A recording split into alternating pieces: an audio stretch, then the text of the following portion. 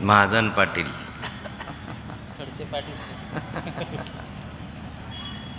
सन्मानाने व्यासपीठ, उपस्थित सर्व बंधू भगिनी आणि मित्रांनो, येणाऱ्या 20 तारखेला महाराष्ट्र विधानसभेची निवडणूक होऊ घातलेली आहे आणि या निवडणुकीसाठी महाविकास आघाडीचा उमेदवार म्हणून उद्धव बाळासाहेब ठाकरे गटाच्या सौभाग्यवती जयश्री सुनील महाजन ह्या मशाल या चिन्हावर या जळगाव शहराच्या विधानसभा क्षेत्रातून उभे आहे. निवडणुका दर 5 वर्षांना येतात. 5 वर्षानंतर आपला आमदार, आपला प्रतिनिधीने, आपला लोकप्रतिनिधी निवडून देण्याची संधी संविधानानं आपल्याला दिलेली आहे. डॉक्टर बाबासाहेब आंबेडकरांनी संविधान तयार केलं, त्या संविधानामध्ये तरतूद केली आणि त्याच्यानुसार कायदा झाला की निवडणुका होत असताना दर 5 वर्षानंतर लोकप्रतिनिधीची निवडणूक झाली पाहिजे. जर त्यांनी हा शब्द घातला नसता तर कदाचित एखादा उमेदवार निवडून गेल्यानंतर मरेपर्यंत तोच राहिला असता. मग खऱ्या अर्थाने संधी मिळाली. मागच्या लोकप्रतिनिधीने काय केलं, भावी लोकप्रतिनिधी काय करू इच्छितो, याचं मूल्यमापन करण्याची उत्तम संधी आहे. जळगाव शहर या नाथाबाला नवीन नाही आहे आणि आज सुभाष चौक नाहीच नाही आहे. इतक्या सभा या ठिकाणी झालेल्या आहेत, इतका जनतेनं प्रतिसाद दिलेला आहे आणि त्या प्रतिसादाच्या माध्यमातून यशही आम्हाला मिळालेलं आहे.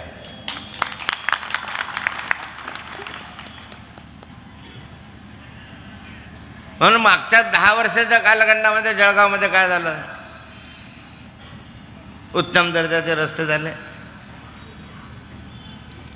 पिण्याच्या पाण्याच्या व्यवस्था नीट झाल्या, अमृत योजना पूर्ण झाली, कोणता एखादा उद्योग या ठिकाणी आला, रोजगाराच्या संधी उपलब्ध झाल्या. काय झालं, कापसाला भाव आला 6,000.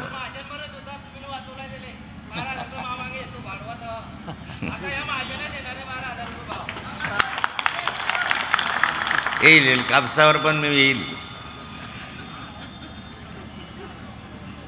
मग काय झालं, या ठिकाणी जयश्रीताई महाजन या महापौर झाल्या. त्यांनी महापालिकेच्या निधीमधनं काय काम करण्याचा प्रयत्न केला, पण त्या विरोधी पक्षाचा असल्यामुळे सरकारकडून त्यांना पैसा मिळाला नाही.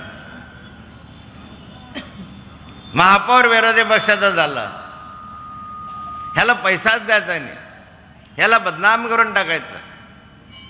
म्हणून त्या कालखंडामध्ये योजना आवडत्या घेतल्या. या जळगाव शहरामधली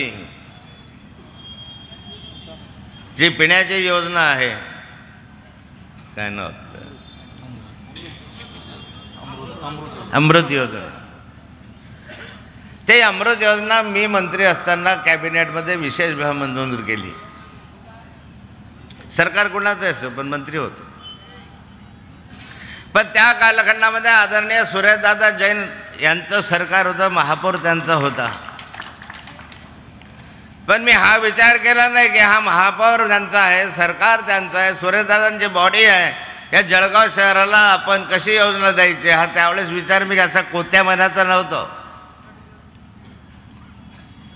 आपण योजना मंजूर केली, अमृत योजना. कॅबिनेटने ठराव केला, केंद्राने त्याला मंजुरी दिली. सरकार कोणाचं आहे असं पण जनता आमची आहे, या जनतेसाठी केलं पाहिजे. विरोधी पक्षाचा एखादा असलं म्हणून आवडतं घ्यायचं आणि सत्ताधारी पक्षाचा असलं म्हणून द्यायचं, हे धोरण चुकीचं होतं. मी त्या कालखंडामध्ये ही योजना आणली. हा नाथाभाऊ होता की जळगाव शहराला पाणी मिळायला लागलं. वाघूरचं धरण बांधलंच नसतं आणि वाघूरच्या धरणावर तुम्हाला पाण्याची योजना दिलीच नसती तर तुम्हाला आजही मिळणारं पाणी मिळालं नसतं. मला माहिती आहे त्या कालखंडामध्ये आदरणीय सुरेशदादा जैन यांनी पिण्याच्या पाण्याची योजना ही शेळगाव बॅरेजवरून मंजूर करून इथं पाणी आणू अशा स्वरूपाचा प्रस्ताव मंजूर केला होता, योजना तयार केली होती. आजही ते तुमच्या महापालिकेत आहे. मी त्या कालखंडावर दादांशी बोललो, दादा माझे विरोधी होते. आम्ही एकमेकांचं फार काही जमत नव्हतं, पण तरीही त्या कालखंडामध्ये दादांशी मी स्वतःहून चर्चा केली. म्हटलं दादा, शेळगाव बॅरेजवरून पाणी उलट्या मार्गाने आणणं या जळगाव शहराला परवडणारं नाही. वीज लागेल, मोटारी लागतील मोठ्या मोठ्या हॉर्सपॉवरच्या, उलट्या दिशेनं पाणी येतं, प्रवाहाच्या विरुद्ध पाणी आणलं. त्यापेक्षा आपल्या या वाघूरच्या धरणाची उंची वाढवा, त्याच्यासाठी 100 कोटी लागतात, ते तुम्ही द्या. मी तुम्हाला हप्ते पाडून देतो.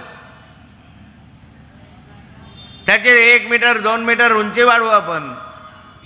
त्यात साचलेलं पाणी जळगावला बाय ग्रॅव्हिटी येईल, उताराने येईल, उताराने. मोटर लागणार नाही, वीज लागणार नाही, बिल लागणार नाही, महिन्याच्या महिन्यात कट झालं कनेक्शन, हे झालं ते झालं, या भानगडीत राहणार नाही. आणि म्हणून त्या कालखंडामध्ये दादांनी मान्य केलं आणि म्हणून या वाघूरची पाणी पुरवठा योजना जळगाव शहरासाठी झाली. नळ सोडला की घरापर्यंत पाणी येतं, बटन दाबला की नाही येत. कमी स्वस्त दरात कमी विचारामध्ये पाणी येतं. आणि अशा स्वरूपाच्या योजना ज्या त्या कालखंडात झाल्या, ज्या मंजूर झाल्या, ते विरोधी पक्ष असताना सुद्धा, ते विरोधी पक्षात असतो, मी सत्तेत होतो तरीही केल्या. पण महापौर विरोधी पक्षाचा आहे म्हणून रस्त्याच्या कामाला पैसे द्यायचे नाही, मोठे मोठे खड्डे देऊन या नागरिकांना छळायचं, हे महाविकास या महायुतीच्या सरकारने आतापर्यंत केलं. निवडणुका आल्या म्हणून 100 कोटी, निवडणुका आल्या म्हणून तुम्हाला रस्ते दिसायला लागले की आता जरा बऱ्यापैकी रस्ते करूया. निवडणूक आल्या म्हणून निवडणुकीत लोक विचारतील क्या हो गया. मागच्या कालखंडामध्ये 100 कोटी रुपये या निवडणुकीसाठी दिले. आदरणीय गिरीश भाऊंनी सांगितलं, आदरणीय मुख्यमंत्री देवेंद्र फडणवीस या ठिकाणी आले, 100 कोटी तुम्हाला देतो. मागच्या बरं 100 कोटी तुम्हाला देतो सांगितलं. 100 कोटी कुठं मिळाले? मिळाले टप्प्याटप्प्याने मिळाले. ते अर्धे या खड्ड्यांमध्ये जिरले आणि अर्धे रस्त्यांच्या कामासाठी उरले. कुठं आहे? देवेंद्र फडणवीसांनी सांगितलं की हे सुवर्णनगरी आहे, या सुवर्णनगरीला मी सिंगापूर करून टाकेल. सिंगापूर, अरे मलकापूर झालं नाही तर सिंगापूर कुठून होईल? कुठं गेलं सिंगापूर? नुसत्या निवडणुका आल्या म्हणून रस्त्यांना पैसे द्यायचे, निवडणुका आल्या म्हणून लाडकी बहीण योजना सुरू करायची. लोक काय मूर्ख आहे का, वेडे आहे? तुम्हाला समजत नाही का? निवडणुका आल्या म्हणून लाडकी बहीण आहे, 1500 रुपये लाडकी बहीण. निवडणुका आल्या म्हणून 50 रुपयाची साडी. किती रुपयाचे? 50. 50 हा यांचा आवडता आकडा आहे. 50 खोके सब कुछ ओके. 50 रुपयाची साडी दिली, साडी नाही आले तर भांडे कुंडे दिले. मी पाहतो ते इथूनच भांडे घेतले होते, भांड्याचे होलसेल व्यापारी भांडे दिले.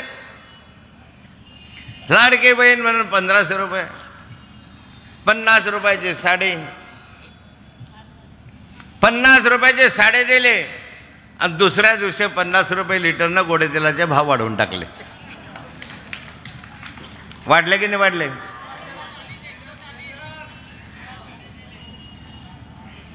गोडे तेलाचे भाव वाढवून टाकले, 50 रुपये लिटर. महागाई आकाशाला जाऊन भिडली. किती दिवसात? या निवडणुकीच्या काळात.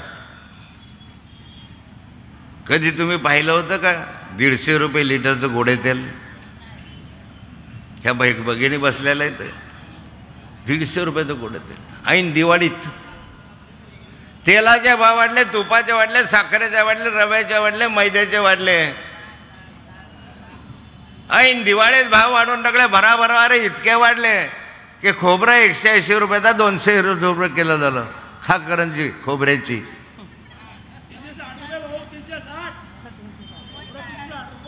308 360 खोबरं 90 रुपये पाव शेर घ्या. ऐन दिवाळीमध्ये करंजी खाण्याचा योग तुमच्या स्वतः पण या सरकारने तो घालवला. आता अक्षय तृतीया येईल तर कानोले बी खावणार नाही. महागाई आकाशाला जाऊन भिडली. ह्या महिला वगैरे बसल्या त्या ठिकाणी. मी बाफना ज्वेलर्सचा जो बोर्ड वाचत होतो, रतनलालजी बाफना ज्वेलर्स, आणि त्यांची जाहिरात पाहत होतो. तुम्ही पाहिले का ती जाहिरात? काय छान आहे ते. पण सगळ्या महिला त्याच्याकडे बघून नुसत्या झुरत आहे. तो हार माझ्या गळ्यात असला तर, ते माझ्या कानात असलं तर, ते माझ्या गळ्यात दुसरं असलं तर. महिलांचं स्वप्न अधुरं राहिलं. 80,000 रुपये प्रतितोळा सोनं झालं.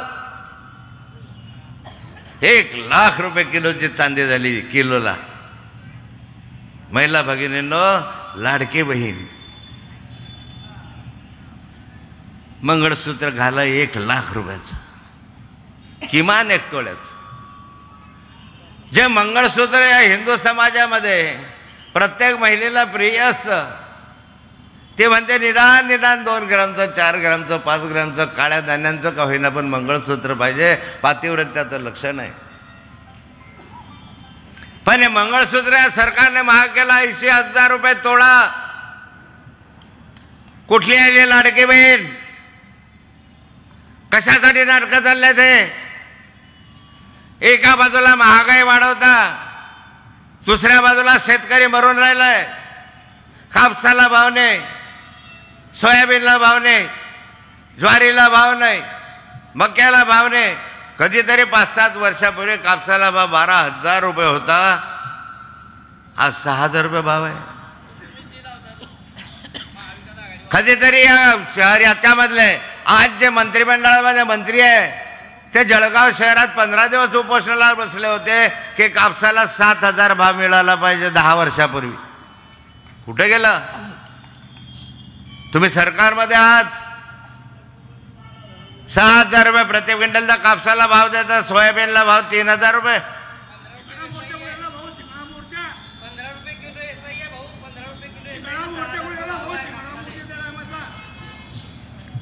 हे शेतकरी मेला. खऱ्या अर्थाने शेतकऱ्याचे जर सारे व्यवहार होत असतील तर ते कापसावर होतात. कापूस विकल्यानंतर किराणा मालाचा भाव देऊ, उधारी देऊन टाकू. कापूस विकल्यानंतर त्या ठिकाणी शेतमजुरांना सावकाराकडून घेतलेल्या पैशाची फेड करून टाकू. कापूस विकल्यानंतर मित्राचे उधारीचे उसनवारीचे पैसे देऊन टाकू. कापूस विकल्यानंतर उरले पैसे त्या पोरगीचे हात पिवळे करून ठेवू. पोरीचे हात पिवळे करायचे आहेत. कापसाचा भाव नाही आहे. 2 वर्ष झाले, 4 वर्ष झाले, कापसाचे भाव मिळतील. वाट पाहता पाहता पोरीचं वय वाढलं. पोरीचे हात पिवळे करायचे विचार वारंवार मनामध्ये येतात. रात्री नवरा बायको झोपतात. पोरगी मोठी होत चालली, वय वाढत चाललं. कसं करायचं? भाव येत नाही. वरून निसर्ग साथ देत नाही. पाऊस जोरात पडायला लागला. आहे ते उत्पन्न गेलं. शेवटी पोरीच्या त्या चिंतेपायी गळफास घेतात आणि मरून जातात. किती शेतकरी मेले? चिंता आहे सरकारला? किती शेतकऱ्यांनी आत्महत्या केल्या? भाव नसल्यामुळे केल्या. आणि इकडे जाहिराती टीव्हीवर काय दाखवतात? आमचा खुशाल शेतकरी.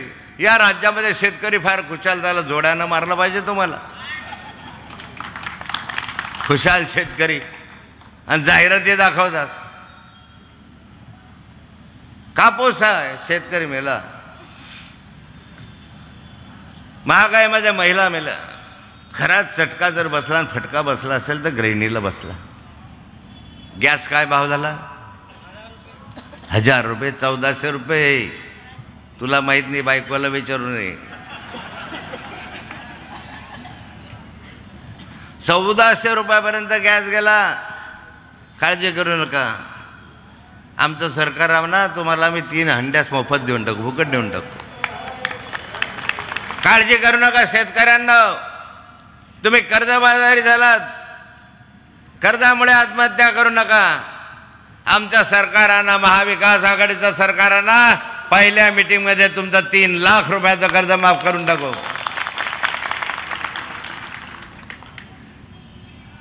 3 लाख रुपयाचं कर्ज माफ करण्याचा या सरकारने घोषणा केली होती मागे.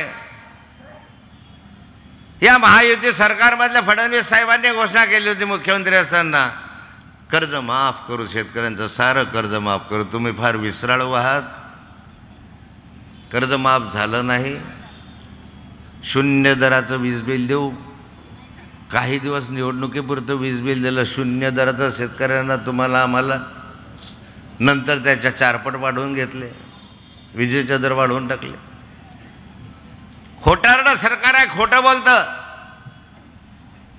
आश्वासन देता आश्वासनाची पूर्तता करत नाही. करून दाखवा. या जळगाव जिल्ह्यात किती वेळा माननीय मुख्यमंत्री आले, माजी मुख्यमंत्री येऊन गेले,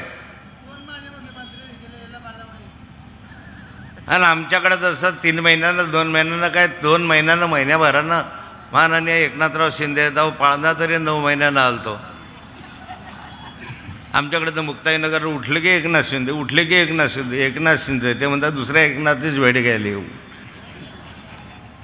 किती वेळा मुख्यमंत्री आलेत आणि किती वेळा आम्हाला सांगितलं या जिल्ह्यामध्ये केळी उत्पादक मोठा आहे, आम्ही केळीचं महामंडळ स्थापन करू. कुठे गेलं महामंडळ? केळी महामंडळ स्थापन करू, त्याला ताबडतोब 100 कोटी देऊ. ही घोषणा माननीय एकनाथराव शिंदे साहेबांनी जळगाव नाही मुक्ताईनगरला केली होती. कुठं आहे? मागच्या महिन्यापूर्वी निवडणुका येता येता येता येता येता ये महामंडळ, वो महामंडळ, ये करेंगे, इसका महामंडळ. त्यांना 52 महामंडळांची स्थापना करून टाकली. आणि मग सर्वात शेवटी म्हणाले लेवा पाटलांसाठी महामंडळ. आता लेवा पाटलांसाठी महामंडळाची स्थापना केले. सगळे लेवा पाटील वेडे, सगळे पोरं जमले, धडाधड फटाके फोडले. स्वागत बघा, जल्लोष, लेवा पाटलांसाठी महामंडळ, लेवा पाटलांसाठी महामंडळ. कुठं आहे महामंडळ? दाखवा आदेश. कोणतं महामंडळ?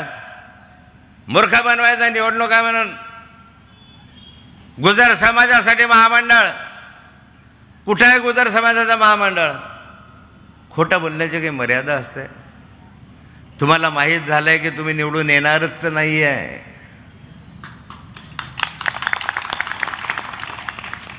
आणि म्हणून प्रलोभन दाखवताय,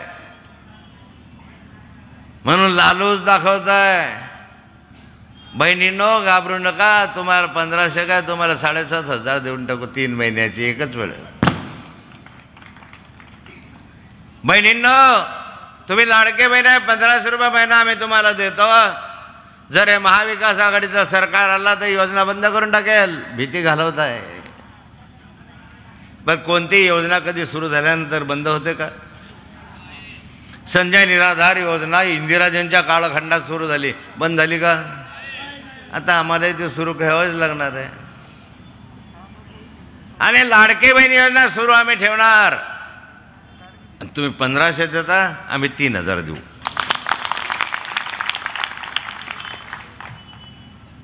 लाडक्या बहीण योजनेला आम्ही 3000 देऊ.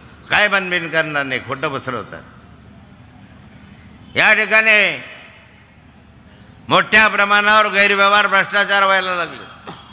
सरकार कसं खोटारलं आणि कसं आलंय सरकार तुम्हाला माहिती आहे. हे सरकार अनैतिक आहे, अनैतिक मार्गाने हे सरकार आलंय. हे सरकार लोकांनी निवडून दिलेल्या लोकप्रतिनिधींच्या माध्यमातून जरी आलं तरी अनैतिक मार्गाने आलं. एका रात्रीखाली आमदार फुटले. एका रात्री खाली ते इथून मुंबईवरून सुरत आपल्या काय म्हणतात गुजरातला गेले, सुरतला गेले, सुरतवरून गुवाहाटीला गेले, गुवाहाटीवरून गोव्याला आले, गोव्यावरून मुंबईला पोहोचले, मुंबईला पोहोचले, इकडून गेले खाली हात, तिकडून आले 50 खोके एकदम ओके. 50 खोके घेऊन सरकार पक्ष फोडलेत. सरसेनापती बाळासाहेब ठाकरेंनी उभं आयुष्य घातलं शिवसेना वाढवताना. उभं आयुष्य त्यांचा शिवसेनेचा विस्तार आणि वाढीमध्ये गेलं. त्यांच्या परिश्रमाने, त्यांच्या कष्टाने, त्यांच्या घामाने, त्यांच्या श्रमाने, त्यांच्या वाणीने शिवसेना विस्तारली. महाराष्ट्रात नाही अख्ख्या देशभर पसरली दीव दमनपासून. ते शिवसेना तुम्ही पैसे देऊन फोडता, त्यांचं चिन्ह तोडता. ज्या माननीय शरद पवार साहेबांनी उभं आयुष्य घातलं आणि राष्ट्रवादी काँग्रेसची स्थापना करून त्याला वाढवलं, विस्तार केलं, त्यांचं घड्याळ चोरून नेलं. असे चोर लोक, बदमाश, उचक्के, लबाड, भामटे, एका बाजूला म्हणता भ्रष्टाचार मुक्त शासन आणि दुसऱ्या बाजूला त्या अजित पवारला मांडीवर बसवता. 70,000 कोटी रुपयाचा घोटाळा अजित पवारांवर आरोप केला, मी केला होता. त्यावेळेस मी भाजपमध्ये होतो, कमळाच्या फुलावर होतो. या नालायकांमुळे मला इकडे यावं लागलं. हा इतिहास तुम्हाला माहिती आहे. निदान साऊचा इतिहास पाहून तरी यांना जात्यांना मारलं पाहिजे. एक होणारा मुख्यमंत्री, या राज्याचा होणारा मुख्यमंत्री, या जिल्ह्यात मधला होणारा मुख्यमंत्री, त्याला बदनाम करण्याचं षडयंत्र यांनी केलं. काय दोष होता नाथाभाऊचा? का 70,000 कोटी रुपयाचा घोटाळा घेतला. ज्याच्यावर 70,000 कोटी रुपयाच्या घोटाळ्याचे आरोप केले त्या अजित पवारांनी मांडीवर घेतलं म्हणे भ्रष्टाचार मुक्त शासन. परवा दिवशी माननीय छगन भुजबळ साहेबांनी सांगितलं, काय करणार, मला ईडी लावली, मला तिकडे जावं लागलं. वाचलं रे बाबा, बरं झालं. धाक दडपा दाखवून बदमाशी करून नाथाभाऊच्या मागे पण ईडी लावली, अजूनही चालू आहे. काय केलं मी? का 70,000 कोटी खाल्ले? काय माझे एक जमीन घेतली, ती नियमाने घेतली, कायद्याने घेतली, पण मुख्यमंत्र्याच्या शर्यतीत नाथाभाऊ म्हणून याला बदनाम केलं पाहिजे, हाकलून दिलं पाहिजे म्हणून उद्योग केले. परवा भुजबळ साहेबांनी सांगितलं की माझ्या मागे ईडी लावली. जेलमध्ये काढलेले दिवस मला आठवतात आणि त्या भीतीपोटी मी पक्ष बदलून शेवटी बाप्पा रे तुमच्या बरोबर येतं, पण ते ईडी विडी बंद करा रे बाबा. ते ईडी कोणा अनेकांवर ईडी, भ्रष्टाचाराचे आरोप अनेकांवर. ते सगळेचे सगळे भ्रष्टाचारी एकत्र झाले आणि त्याच्यामधनं महायुती तयार झाली. एका बाजूला तर स्वच्छ प्रशासन, दुसऱ्या बाजूला का घेतात अशा लोकांना तुम्ही? आणि मग अशा स्थितीमध्ये राहिले. सरकार चालवण्यामध्ये रस नाही, खुर्ची टिकवण्यामध्ये रस. या राज्याची कायदा सुव्यवस्था बिघडली. राज्याची कायदा सुव्यवस्था बिघडली. मी या महिला भगिनींना सांगेल, घाल का मंगळसूत्र, एक तोळ्याचं मंगळसूत्र घाल आणि फिर जरा त्या मार्केटमधून, त्या टावर चौकातून जा, फिर. नाही तुझ्या मागे गुंडे लागले ना, मंगळसूत्र फेकून देते, तुला उचलून दुसरीकडे फेकून देते. कोणी तुझी दुआ नाही, कोणी पोलीस सुद्धा दखल घेणार नाही. अरे रे पोलीस काय दखल घेणार आहे? 16 पोलिसांच्या आवरणामध्ये 16 पोलीस असताना सुद्धा या राज्याच्या माजी मंत्री त्या बाबा सिद्दीकीची हत्या होते. पोलिसांचं संरक्षण असताना हत्या होते. या राज्याचे गृहमंत्री माननीय देवेंद्र फडणवीस साहेब यांना धमक्या येतात, तुला चिरून टाकेल, तुला मारून टाकेल. या राज्याचा गृहमंत्री सुरक्षित नाही आहे. या राज्याचा गृहमंत्री सुरक्षित नाही आहे, त्याला संरक्षण द्यावं लागतं. गृहमंत्र्यांची सुरक्षा वाढवली, गृहमंत्र्यांना धमकी. अरे तुम्ही आम्ही कोण लावले त्या गृहमंत्र्याला धमक्या? गृहमंत्र्याला सुरक्षा तर तुम्हाला आम्हाला काय कुत्र्यासारखं कुठे उचलून फेकलं तर कोणाला माहिती पडतं. या राज्यात गृहमंत्री सुरक्षित नाही, या राज्यात माजी मंत्र्यांची हत्या होतात, या राज्यामध्ये निवडणुकीच्या कालखंडामध्ये माझ्या मतदारसंघाच्या उमेदवारावर गोळ्या मारल्या जातात. हे का बिहार आहे का महाराष्ट्र आहे?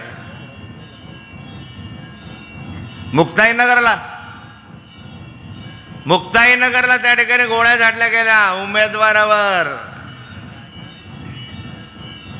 आणि ज्याने गोळ्या झाडल्या तो पोलिसांनी पकडला. विकी गुरतळ नावाचा तो पोलिसांनी अटक केला, पकडला. पण हाच गुरतळ आदल्या दिवशी आमच्या आमदार मुक्ताईनगरचा त्याच्या रॅलीमध्ये होता. मी ते व्हिडिओ चित्रफित दाखवली की आमच्या आमदारांच्या रॅलीमध्ये हा गुन्हेगार कसा, ज्याने आज रॅलीमध्ये घेतलं आणि दुसऱ्या दिवशी गोळ्या घातल्या, हे कसं झालं? पोलीस चौकशी करायला तयार नाही. हळूच मला सांगितलं शिंदे साहेबांचा फोन आला होता. गुन्हेगारांना संरक्षण आहे, सर्वसामान्य माणसाला संरक्षण नाही आहे. तुमच्या गळ्यातलं मंगळसूत्र गेलं, कुणाचे घरफोडे गेले, कुणाच्या घरावर चोरी झाले, पोलिसांकडे जा, पोलिसांची वागणूक बघा काय असते तुमची. कुठून आला हा तक्रार दाखल करायला? एक तर मुळामध्ये तक्रार दाखल करत नाही, आला तर म्हणता कुठून आला. घरामध्ये घरफोडी झाली, रात्री झाले, पोलीस 17 प्रश्न विचारत राहतात. कुणी केले, चोर कसा होता, काळा होता, गोरा होता, कपडे कसे होते, उंच होता की होता, दाढी ओला होता, खंदा होता. अरे बाबा मी झोपलो होतो ना म्हणून तर चोरी झाली. तू मला काय प्रश्न विचारतो? कधी तर पडला नाही. छत्रपती शिवरायाच्या स्मारकामध्ये भ्रष्टाचार, ज्या छत्रपतींना महाराष्ट्र राखला, जे छत्रपती म्हणून तुम्ही आम्ही जगलो राहिलो, नाही तर तुमची आमची. असे माझे छत्रपती शिवराय ज्याने दिल्लीचं तख्त गदा गदा हलवलं, ज्या छत्रपतीने निजामावर दाशत केले, आदिलशाहाला बसवलं, असा माझा छत्रपती. त्या छत्रपतीच्या पुतळ्यामध्ये गैरवार होता आणि त्याचा छत्रपतीचा पुतळा पडतो. हे एक पुतळा पाहत असताना समोर पुतळा पाहिला तर असं वाटतं की हा छत्रपतीचा पुतळा आहे. हा छत्रपतीचा सुरम्य पुतळा बघून डोळ्याच्या काठी नकळत जमले पाणी.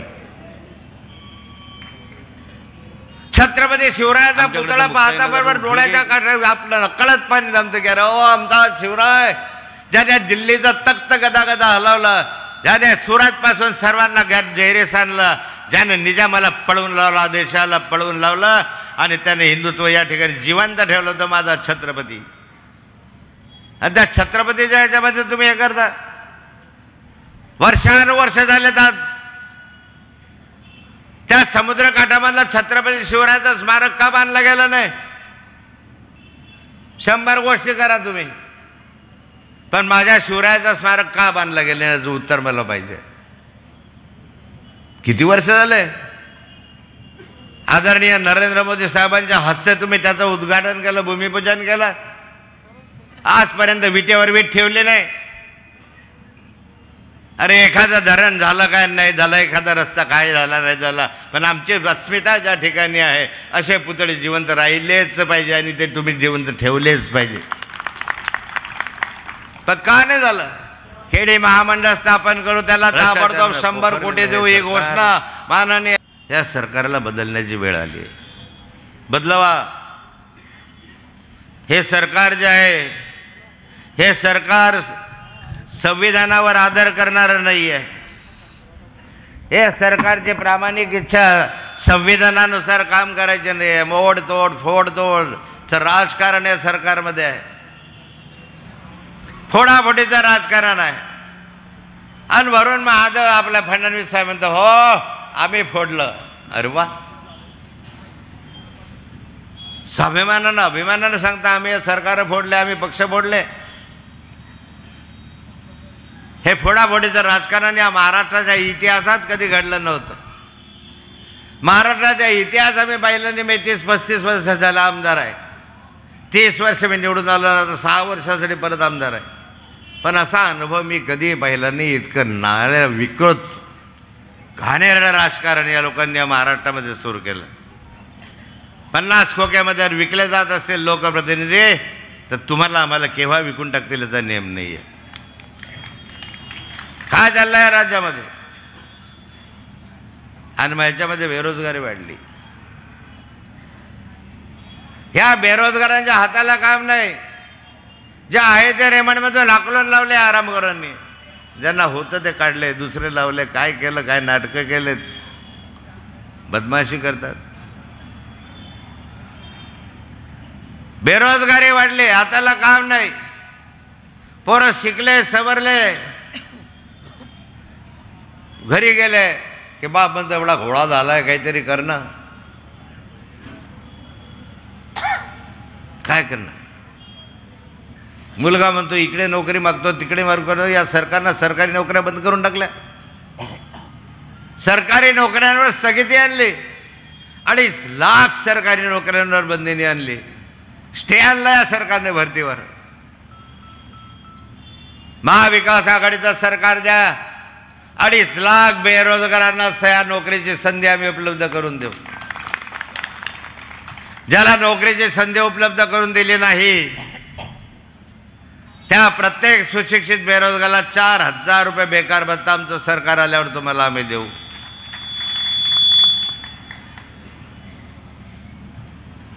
आम्ही करायचं ठरलं.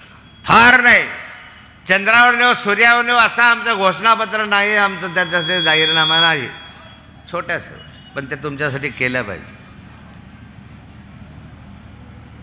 मी यांना विचारतो या जिल्ह्यामधले सिंचनाचे प्रकल्प का बंद आहे? तापी सिंचन विकास महामंडळाची स्थापना नाथाभाऊनं केले.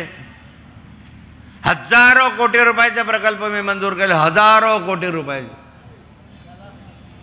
पैसे नाही. अरे पैसा शेतकऱ्याच्या खिशात आला तर सोनं घ्यायला येणार आहे. पैसा आला तर हा भांडे विकत घ्यायला येणार आहे. पैसा आला तर मार्केट चालणार आहे. शेतकऱ्याच्या भरोशावर का प्रकल्प बंद झाले? जर उत्तर मला कोणी देईल? आणि अशा स्थितीत आपल्या आमदारकीसाठी जयश्रीताई उभ्या आहेत, विधायक म्हणून उभ्या, सुशिक्षित आहे, MA BEd झालेलं आहे, शिक्षकी पेशाचा अनुभव आहे, शिक्षकांविषयीचा आदर आपल्या मनामध्ये आहे. हजारो विद्यार्थी त्यांनी घडवले आहेत. भाषण पाहिलं तर मी त्यांचं कौतुक केलं का काय सुंदर भाषण करतात ताई.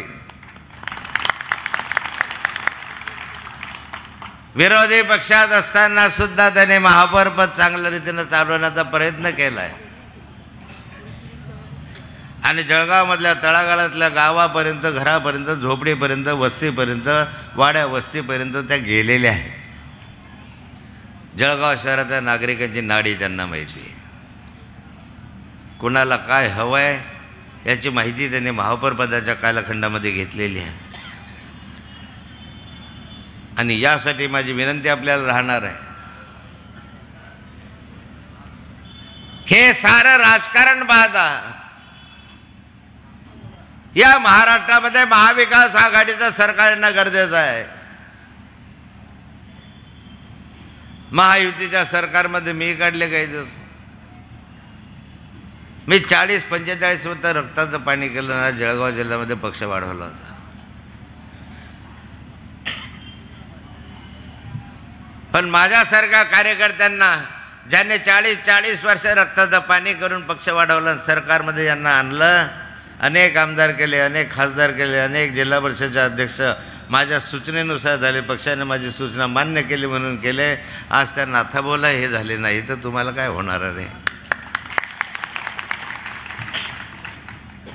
ज्याच्या आयुष्यात एकही आरोप नव्हता, नाथाभाऊच्या आयुष्यात 40 वर्षाच्या 45 वर्षाच्या जीवनात एक सुद्धा आरोप नव्हता की नाथाभाऊनं पैसे खाल्ले, नाथाभाऊनं नोकरीचे पैसे घेतले का, याचे पैसे घेतले का, त्याचे पैसे घेतले. मी वारंवार आमच्या भाषणांमधून सांगायचं झालं तुझ्या नोकरीचे पैसे घेतले असतील असं एकानं सांगावं 40 वर्षामध्ये, आणि येऊन इथं बुटांना मारावं नाथाभाऊले. कशासाठी मग नाथाभाऊला आवडालं तुम्ही? फक्त या खानदेशचा मुख्यमंत्री होऊ नये, या महाराष्ट्राच्या इतिहासात अजूनपर्यंत खानदेशचा मुख्यमंत्री यांनी होऊ दिला नाही. कोकणामधले मुख्यमंत्री झाले असतील, मराठवाड्यातले झाले असतील, विदर्भातले झाले असतील, पण खानदेशमधला एकही मुख्यमंत्री या 75 वर्षाच्या कालखंडात हो गेले नाही. जे जे मुख्यमंत्री पदाच्या गालावत गेले, शर्यतीमध्ये गेले, त्यांचे पायच कापण्याचं काम ह्यांनी केलं. हेच ते माणसं. अशा माणसांना मदत करायची आपल्याला. खानदेशी माणूस स्वाभिमानी आहे, आम्हाला मान सन्मान आहे. ज्यांनी आम्हाला फसवलं, ज्यांनी 50-50 खोक्यांमध्ये आम्हाला विकलं, त्याच्या मागे आम्ही कधीच जाणार नाही आहे. या सरकारने महागाई वाढली, या महिन्याचं मंगळसूत्र पावित्र्य, जे मंगळसूत्र यांनी महाग करून टाकलं, अशाने लाडकी बहीण म्हणण्याचा अधिकार नाही आहे. एका बाजूला लाडकी बहीण म्हणायचं आणि दुसऱ्या बाजूला सोनं 1 लाख रुपये तोळा करून टाकायचं. कुठली बहीण लावली आहे?